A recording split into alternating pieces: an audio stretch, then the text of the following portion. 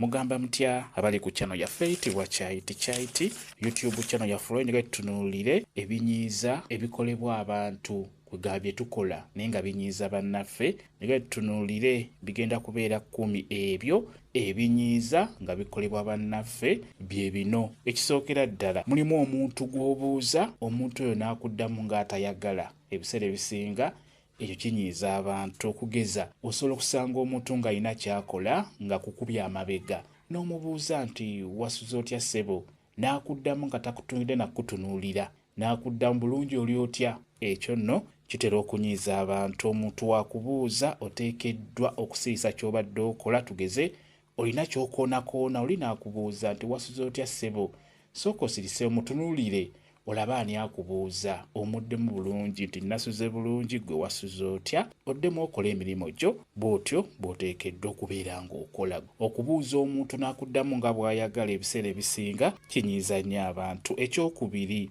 omuntu wakuweereza ssente. Tugeze olina gw'ogambye nti munnange empeerezaayo emitwalo 2 n'agikuweereza ku mobile money. Omuntu oyo tomulinda kukubira kubuuza nti ssente ozirabye, nedda ekyo kiba kya bulabe. Binyiiza nnyo abantu. Omuntu wakuweereza ssente ezo bw'oziraba nga zigenzeeko ku mobile money yo, beera ng'omukubira omugambe nti akasente nkalabye neeyanziza nnyo. Naye kiba kibi nnyo omuntu okukuweereza ssente ate yennyini nga yalina okukukubira okubuuza nti ssente nziweereza wazirabye. Tolindanga muntu oyo okukubira abeera akuweereza ssente oba abeera akuwadde ssente. Ekyo nno abakyala abaana abawala mukikozesa nnyo. Osaba omusajja ssente n'omusabayo eky'ettaano oba 10 n'alikuweereza n'otamwebaza wadde, n'otamukubira akasimu nti owaaye mukwano akasente nkalabye.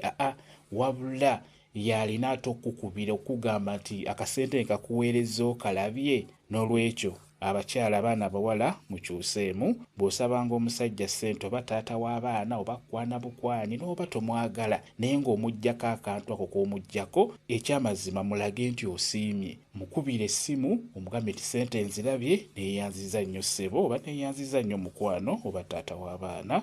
Ekyokusatu, okubeera ng'oli mu takisi ne bakkubira essimu oba n'okuba essimu n'oyogerera waggulu. Ekyo nno kinyiiza nnyo abo b'obeera nabo mu takisi. Bw'okuba essimu yogera mpolampola. Mulimu nno aboogera ebiboozi nga tebikwatagana, ng'owulira ddala tebitegerekeka, nga bintu bya kwewaana. Ebyo binyiiza nnyo abantu. Kiba kikulu nnyo bw'obeera mu takisi oba bw'obeera mu lukale n'olaba nga wuuli bantu bangi, muli mu meeting, mulina kye muli mu kwogerako.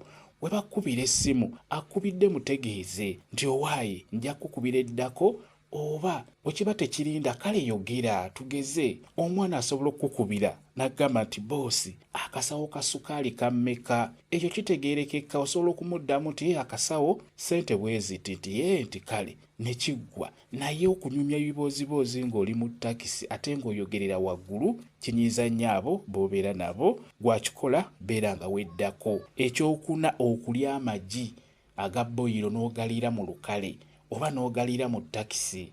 Ekyamazima amagi ago ogalaba bw'obanga si gwalirya liba liwunya bubi. Bw'obeera mu takisi, kangereze mu takisi, bw'obeera mu takisi nga oli ne banno, amagi gano geesonyiwe. Tulya amagi ga boyiro, beera ng'ogeesonyiwa. Banno gaba gabawunyira bubi era kibayisa bubi nnyo okulya amagi nga banno tebagalya. Beera ng'okikomya gw'abadde akikola. Ekyokutaano, mulimu abaana abawala. Mutera okwambala bumini nga mugenda mu kyaki. Bano babeera bakulaba b'osanze mu kyaki, kibayisiza ddala bubi nnyo. Babeera balabira ddala ng'oyambadde bubi nnyo. N'olwekyo kikulu nnyo manya wa w'olina okwambalira engoye ezo z'obeera olina. Olina okumanya n'omanya nti bwe mba ngenda mu kifo bwe kiti teekeddwa kwambala ntya. Bwe mba ngenda mu kyaki nyambale ntya. Kikuyambeko mu kyaki tebambaliramu mini. Ekyo abaana abawala mukikola nnyo, ntera nnyo kiraba, kiba kya bulabe. N'oyambala kamini n'engatto nga mpanvu n'obeera ng'olaga obusambi. Kiba kibi nnyo. Temuddamu kwambala mini nga mugenda mu kyaki.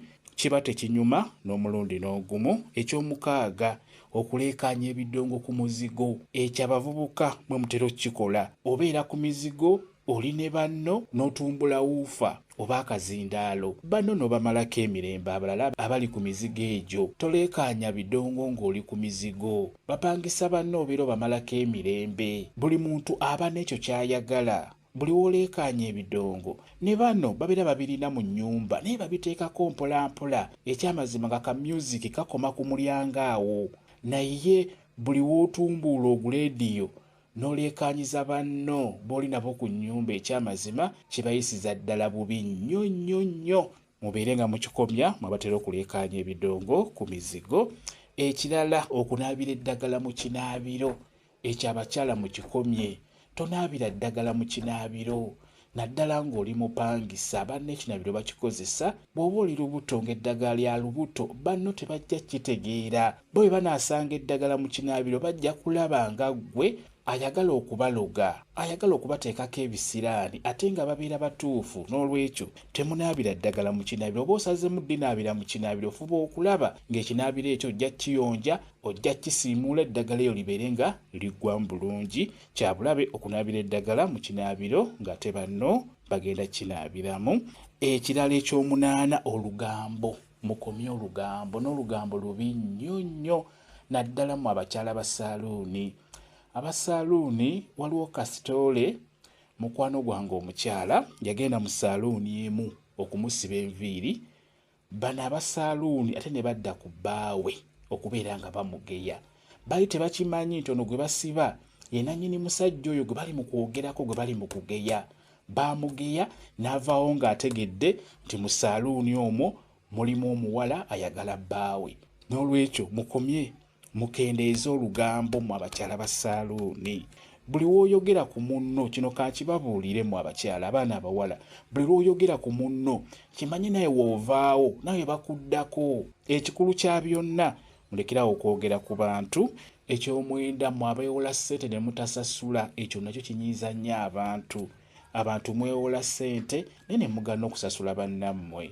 Ekyamazima abantu tebasasula, naye kambabulireyo kano. Gwe wenna omuntu wajjala kugamba nti mpolaayo emitwalo 10, mpolaayo emitwalo 20, muteekereko akakwakulizo, mugambe nti ssente ngenda kuzikuwa naye tukole endagaano. Funa ky'onsingira, leeta ka TV nkuwa emitwalo 3 egyo gy'oyagala n'ensingira ka TV kaako.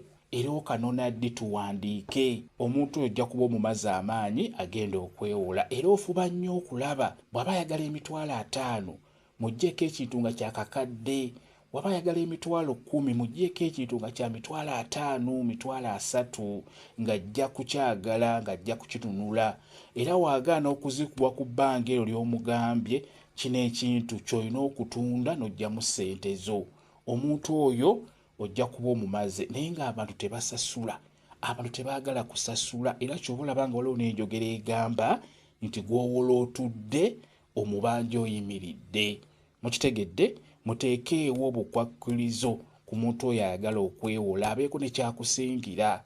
Mukole n'endagaano, kijja kuba kirungi nnyo. Naye mu abantu abeewola ne mutasasula kinyiiza nnyo abantu. N'ekisembayo mubeeremukko n'empisa. Bwe tugenda mu bifo ebyo eby'enjawulo okugeza nga bbanka n'osanga nga mulina kusimba layini, omu yasookayo, mulimu bano ajja ye n'alaganga ye tebimukwatako n'ayitawo buyisi paka mu maaso. Abantu mubeeremukko n'empisa. Ono omuntu gw'obeera obuuse n'odda mu maaso kimanye nti naye alina by'aba yeerekereza, n'ajja n'asimba layini asobole okutuuka wali we bagenda omukolako. Obugumiikiriza temubulina, mubeere n'obugumiikiriza. Kyekyo byebyo bye njagadde okubeera nga mbabuulirako. Kambe WhatsApp namba yange osobola okumbuuza, nja kwongera okukunyonyola ku vidiyo eno. WhatsApp namba yange eri 0778734 yeeyo WhatsApp namba yange. Mwebale kubeera ku channel yaffe eyitibwa Kyayiti Kyayiti YouTube channel yaffe. Kyembasaba mugende mu maaso n'ogyegattako mbeere bulungi. Mweraba.